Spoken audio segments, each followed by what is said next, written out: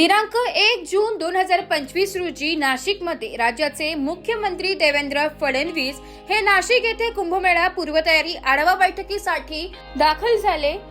सिंहस्थ कुंभमेळा पूर्वतयारी आढावा बैठकीनंतर मुख्यमंत्री देवेंद्र फडणवीस यांच्या हस्ते कॉमन मॅन पोलीस शिल्पाचे अनावरण संपन्न झाले।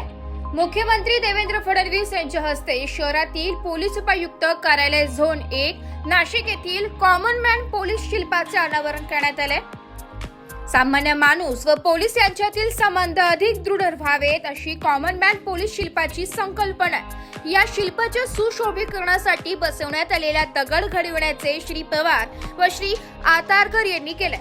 यावेळी जलसंपदा मंत्री गिरीश महाजन, आमदार सीमा हिरे, आमदार राहुल डिकले, विभागीय आयुक्त डॉक्टर प्रवीण गिडाम, जिल्हाधिकारी जलज शर्मा, पोलीस आयुक्त नाशिक संदीप कर्णिक, पोलीस उपायुक्त किरण कुमार चव्हाण, पोलीस उपायुक्त मोनिका राऊत, पोलीस उपायुक्त प्रशांत बच्छाव, सहाय्यक पोलीस आयुक्त नितीन जाधव, कारगिर मोतीराम पवार, लक्ष्मण आतारकर, पोलीस शिपाई विशाल पवार यांच्यासह पोलीस अधिकारी कर्मचारी उपस्थित होते।